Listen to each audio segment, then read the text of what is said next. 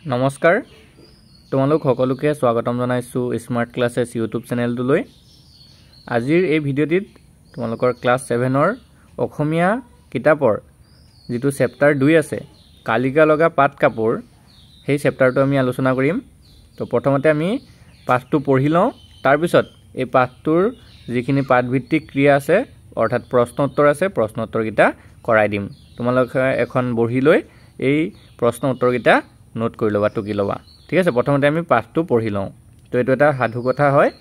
তো সোৱা প্ৰথমতে আমাৰ বাকচৰ ভিতৰত কি দিয়া আছে, সাধু কথা শিক্ষা আহৰণৰ অতি ফলপ্ৰসূ উপাদান।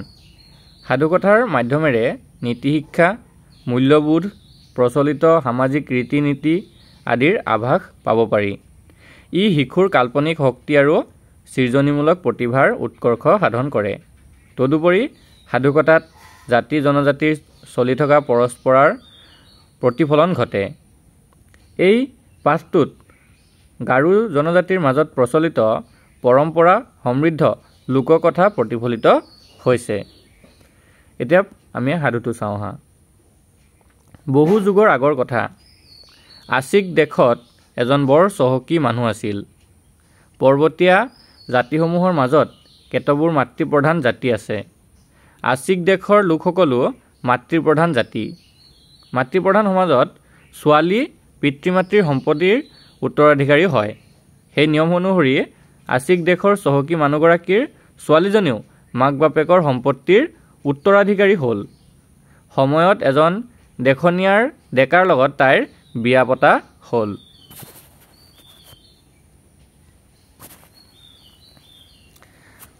বাপেকে ছোৱালীজনীক আন সম্পত্তিৰ লগতে এখন কালিকা লগা বন কৰা পাট কাপোৰ দিছিল। জীয়েক আৰু জোৱায়েকে কাপোৰখন সযত্নে ৰাখিছিল। এটা মন্ত্ৰ উচ্চাৰণ নকৰাকৈ কাপোৰখনত কোনোবাই হাত দিলে চকুৰ পচাৰতে সি চৰাইলৈ ৰূপান্তৰিত হ'ব আৰু কাপোৰখন চৰাইৰ পাখি আৰু নেজ হৈ পৰিব। এই কথা বাপেকে ছোৱালীজনীক মনে মনে কৈছিল আৰু মন্ত্ৰটো শিকাই দিছিল। কিন্তু ছোৱালীজনীৰ গিৰিয়েকে এই বিষয়ে একোৱেই গম পোৱা নাছিল। কাপোৰখনৰো কি গুণ তাকো তেওঁ নাজানিছিল। কেইবছৰমান পাছত চহকী মানুহজন আৰু তেওঁৰ ঘৈণীয়েক ঢুকাল। জীয়েক আৰু জোৱায়েক ঘৰৰ গৰাকী হ'ল। এদিন ছোৱালীজনীয়ে কাপোৰখন পেৰাৰ পৰা উলিয়াই ৰ'দত মেলি দিলে। তাৰ পাছত তাই মাছ মাৰিবলৈ যাব লগা হোৱাত গিৰিয়েকক কৈ গ'ল যে ধাৰাসাৰে বৰষুণ দিয়ক, শিল বৰষুণ হওক, তথাপি কাপোৰখন তেওঁ যেন নুচুৱে। এই বুলি কৈ তাই ওচৰৰ জান এটাত চেপা অৰ্থাৎ খোকা পাতি মাছ ধৰিবলৈ গ'ল। কিছু সময়ৰ পাছত ক'লা ডাৱৰে আকাশখন ছাটি পেলালে। ধাৰাসাৰে বৰষুণ আহিল। কাপোৰখন বৰষুণত তিতা দেখি গিৰিয়েকে ঘৈণীয়েকক চিঞৰি মাতিলে। তাই লৰালৰিকৈ আহিবলৈ ধৰিলে। কিন্তু তাই আহি পোৱাৰ আগতে শিল বৰষুণ আহিল। গিৰিয়েকে তাইৰ কথা পাহৰিলে আৰু কাপোৰখন সামৰি আনিবলৈ গৈ তাত হাত দিলে। ততালিকে তেওঁ এটা ডাঙৰ আৰু নানা বৰণীয়া জকমকীয়া পাখিৰে সুশোভিত ময়ূৰ চৰাই অৰ্থাৎ চিতৰি হৈ পৰিল। এই কাণ্ড দেখি ঘৈণীয়েকে মন্ত্ৰষাৰ উচ্চাৰণ কৰিবলৈ পাহৰি কি কৰিলা বুলি চিঞৰ মাৰি কাপোৰখনত হাত দিলে। লগে লগে তাইও এজনী চৰাইৰ ৰূপ পালে। তেতিয়াৰে পৰা গিৰিয়েকজন হৈ পৰিল মতা চৰাই আৰু ঘৈণীয়েকজনী হৈ পৰিল মাইকী মৰা চৰাই। মতাটোৰ পাখি বেছি জকমকীয়া, কাৰণ সেই কাপোৰখনৰ সৰহভাগ তাৰ নেজ আৰু পাখিত লাগি ৰ'ল। তেতিয়াৰে পৰা মেঘে গাজিলে বা বৰষুণ আহিবলৈ ধৰিলে মৰা চৰায়ে চিঞৰিবলৈ ধৰে। সিহঁতৰ ভয় লাগে, জানাছো সিহঁতৰো ধুনীয়া পাখি বৰষুণত তিতি নষ্ট হয়। তো এইটো আছিলে তোমালোকৰ পাঠটো। এতিয়া আমি এই পাঠৰ প্ৰশ্ন উত্তৰকেইটা কৰোঁ আহা। তো প্ৰথমতে দিছে উত্তৰ দিয়া। ঠিক আছে, উত্তৰ দিয়াৰ পৰা আমি কৰিব লাগিব। ক প্ৰশ্নটোত দিছে কি চোৱা, চহকী মানুহজন কোন দেশৰ আছিল? তো ইয়াৰ যিটো উত্তৰ সেইটো হৈছে চহকী মানুহজন আছিক দেশৰ আছিল। তাৰপিছত চোৱা খ প্ৰশ্নটো, চহকী মানুহজনৰ ছোৱালীজনীৰ কাৰ লগত বিয়া হৈছিল? তো ইয়াৰ উত্তৰটো হৈছে চহকী মানুহজনৰ ছোৱালীজনীৰ এজন দেখনীয়া ডেকাৰ লগত বিয়া হৈছিল।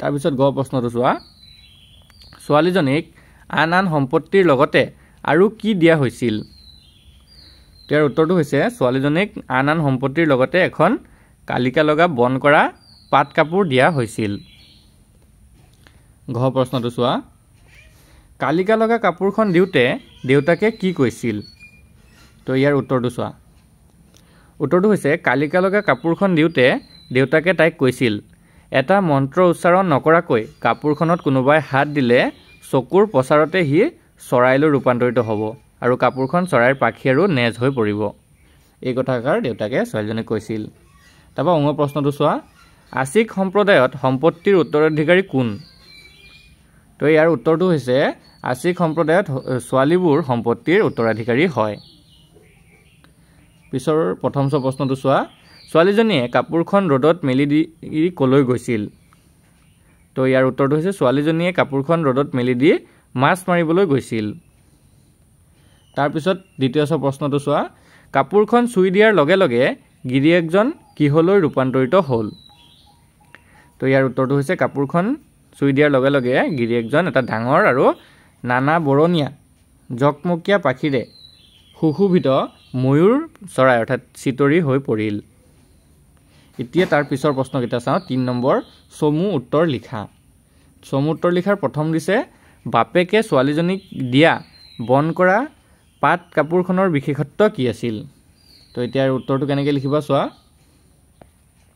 এই উত্তৰটো এনেকৈ লিখিবা যে বাপেকে ছোৱালীজনীক দিয়া বন কৰা কাপোৰখনৰ বিশেষত্ব হ'ল এটা মন্ত্ৰ উচ্চাৰণ নকৰাকৈ কাপোৰখনত যদি কোনোবাই হাত দিয়ে তেতিয়া চকুৰ প্ৰচাৰতে হি চৰাইলৈ ৰূপান্তৰিত হ'ব আৰু কাপোৰখন চৰাইৰ পাখি আৰু নেজ হৈ পৰিব এইটো আছিল সেই পাট কাপোৰখনৰ বিশেষত্ব এতিয়া খ প্ৰশ্নটো চোৱা গিৰিয়েকজন কিদৰে সুশোভিত চিতৰি চৰাই অৰ্থাৎ ময়ূৰ চৰাইলৈ ৰূপান্তৰিত হৈছিল ইয়াৰ উত্তৰটো লিখিবা তোমালোকে গিৰিয়েকজনে ঘৈণীয়েকৰ কথা পাহৰি কাপোৰখনত হাত দিলে হাত দিয়াৰ লগে লগে তেওঁ এটা ডাঙৰ আৰু নানা বৰণীয়া পাখিৰে সুশোভিত চিতৰি চৰাইলৈ ৰূপান্তৰিত হৈ পৰিছিল তাৰ পিছৰ প্ৰশ্নটো চোৱা গ প্ৰশ্নটো গিৰিয়েকজনে কাপোৰখন চুই দিয়া দেখি ঘৈণীয়েকে কি কৰিলে আৰু শেষত তাইৰ কি হ'ল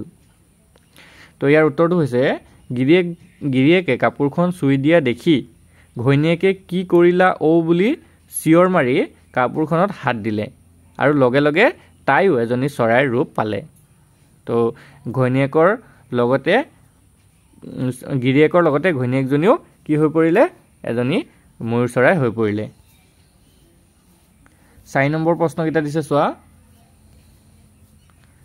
তলৰ শব্দবোৰৰ অৰ্থ বাকচৰ পৰা বাছি উলিয়াই লিখা তো শব্দৰ অৰ্থকেইটা লিখি লোৱা এইকেইটা প্ৰথমটো দিছে প্ৰচলিত মানে হৈছে চলি থকা তাৰপিছত দিছে দেখনীয়াৰ মানে হৈছে হুঠাম আৰু দেখিবলৈ ধুনীয়া চহকী মানে হৈছে ধনী আৰু সুশোভিত মানে হৈছে সুসজ্জিত সৰহ মানে হৈছে বহুত এইকেইটা হৈছে শব্দৰ অৰ্থ এতিয়া ভাষা অধ্যয়ন অৰ্থাৎ ব্যৱহাৰিক ব্যাকৰণত কি দিছে তোমালোকৰ চোৱা ৫ নম্বৰ প্ৰশ্নটো তলৰ দফাটো পঢ়ি উপযুক্ত স্থানত যতি বা বিৰাম চিহ্ন বহুৱা অৰ্থাৎ দফাটোত ক'ত কমা বহিব ক'ত দাঢ়ি বহিব ক'ত ঊৰ্ধ্বকমা বহিব এইবিলাক আমি বহুৱাব লাগিব এতিয়া মই উত্তৰটো লিখি দিছোঁ ভালকৈ চাবা ক'ত কি বহিছে সেইটো তোমালোকে ভালকৈ চাই ল'বা এই কাণ্ড দেখি ঘৈণীয়েকে মন্ত্ৰাক্ষৰ উচ্চাৰণ কৰিবলৈ পাহৰিৰ পিছত দেখিছানে ঊৰ্ধ্বকমা এটা বহিছে সেই ঊৰ্ধ্বকমাটো ভালকৈ চাবা পাহৰিৰ পিছত ঊৰ্ধ্বকমা কি কৰিলা